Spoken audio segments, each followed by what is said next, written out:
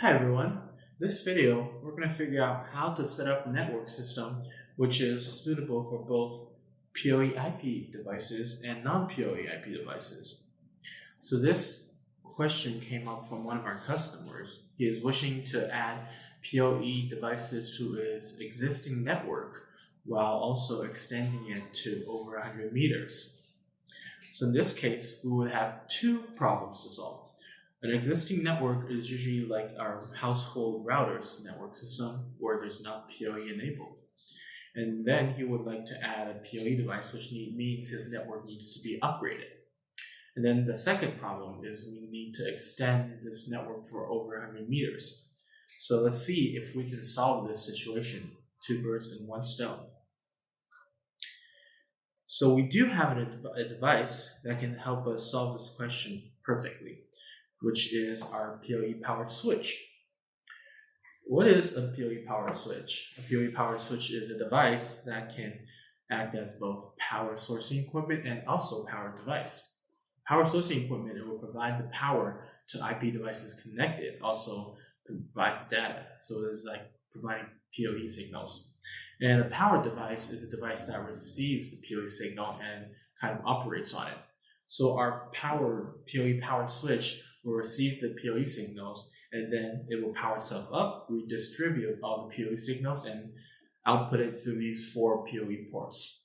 So also non-PoE devices like normal IP devices like our laptop can connect and access the data as well. So also it can extend our network for another 100 meters. So if we have like 50 meters between our router to our PoE-powered switch, it can go another 100 meters after it connects to these 4 ports. So we can make sure it can go over 100 meters after we set this to our existing network system.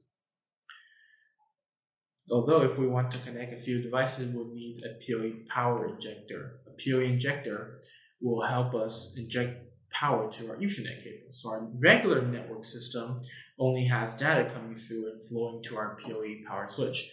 If we add an injector between these two, it will then inject power to the Ethernet cable and then creating a PoE signal. So the injector is a key device to help us upgrade our regular network to a PoE network.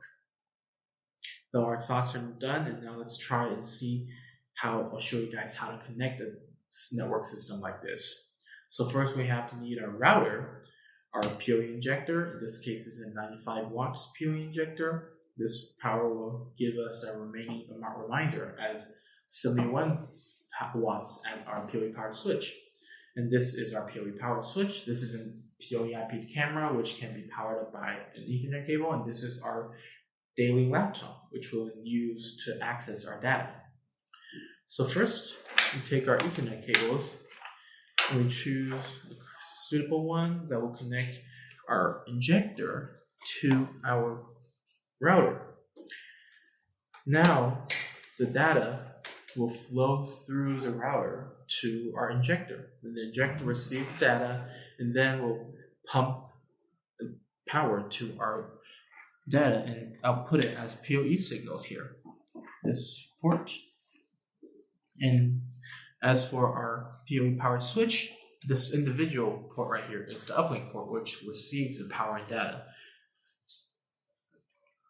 Right here now you can see that our PoE powered switch will turn on shortly.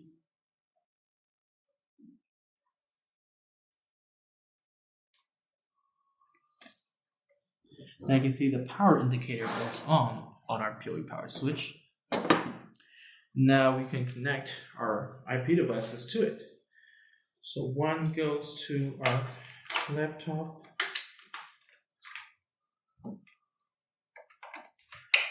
And one shall go to our IP camera. Any 4 ports will do as long as our device is correct. And now connecting our camera to our PoE powered switch, you can see the indicator here means there is power and data flowing through our IP camera currently. So this is a successful connection. And what if you want to go further than 100 meters after we connect to our PoE power switch? In this case, our one input, one output PoE extender is handy. So we can add another 100 meters to our network system if we want when we connect an IP device. So say this camera has to go another 100 meters further, and then we can just add this PoE extender, and that'll be solved. What if you have like more IP devices? Well, you can choose this 7 output ports PoE powered switch.